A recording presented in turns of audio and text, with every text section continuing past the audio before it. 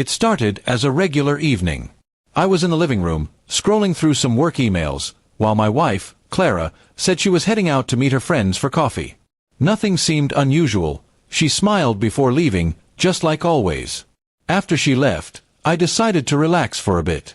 A couple of hours later, my phone buzzed, a message from Clara.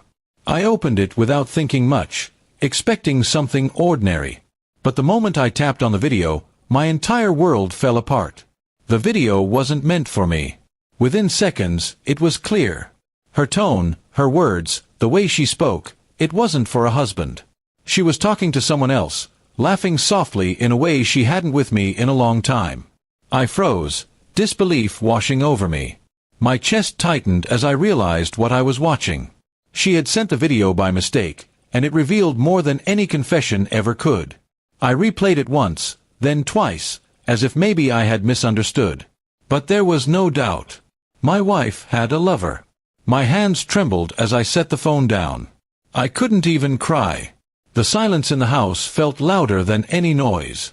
My mind went blank, then filled with every memory we had shared, our wedding, our promises, our quiet mornings together. All of it suddenly felt like a lie. After what felt like hours, I gathered the strength to call her. She didn't answer. I sent a message, just 2 words, "Nice video." It didn't take long for her to reply.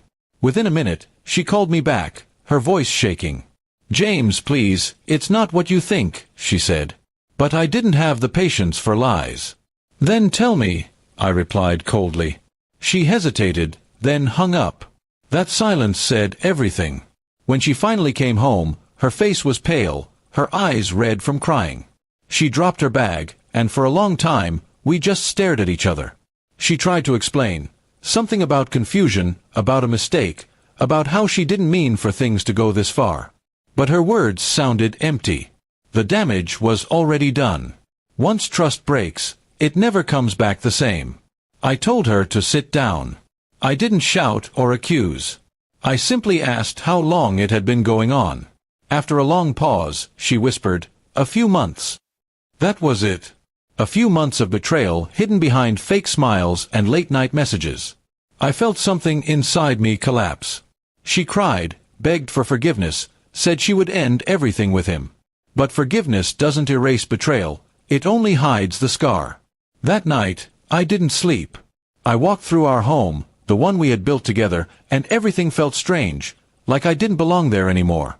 Every picture on the wall looked like a lie, every memory poisoned by deceit. By morning, I had made up my mind. I packed a bag and left without another word. I stayed at a friend's place for a few days. Clara kept calling, sending long messages, saying she was sorry and that she wanted to fix things. But each message only reminded me of that video. The image of her speaking so softly to someone else haunted me. It wasn't anger anymore, it was heartbreak. The kind that drains the life out of you slowly. After a week, I agreed to meet her one last time. She looked exhausted, like someone who had lost everything. "Please, James," she said. "We can start over. I'll do anything." But I couldn't. I told her the truth, that the woman I loved no longer existed. She'd been replaced by someone I didn't recognize. Her tears didn't move me this time. I had already cried enough for both of us. I simply told her I'd be filing for divorce and that I hoped she found whatever she was looking for. She nodded silently, knowing there was no saving what she had destroyed.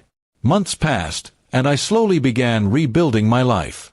It wasn't easy. The pain lingered, sometimes showing up in the quiet moments when I least expected it. But with time, I started to feel lighter. The betrayal had broken me, yes, but it had also taught me something. Never ignore the quiet changes in someone's heart. Clara moved away eventually. I heard from mutual friends that she regretted everything. Maybe she did. But regret doesn't undo the past.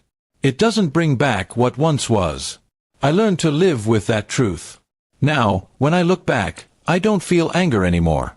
Just a deep sadness for what we could have been if honesty had mattered to her as much as love did to me. One mistake, one wrong message, had uncovered a truth that destroyed everything. But it also freed me from a lie I didn't deserve to live in. And sometimes, that's the only kind of closure life gives you. The truth, no matter how painful it is.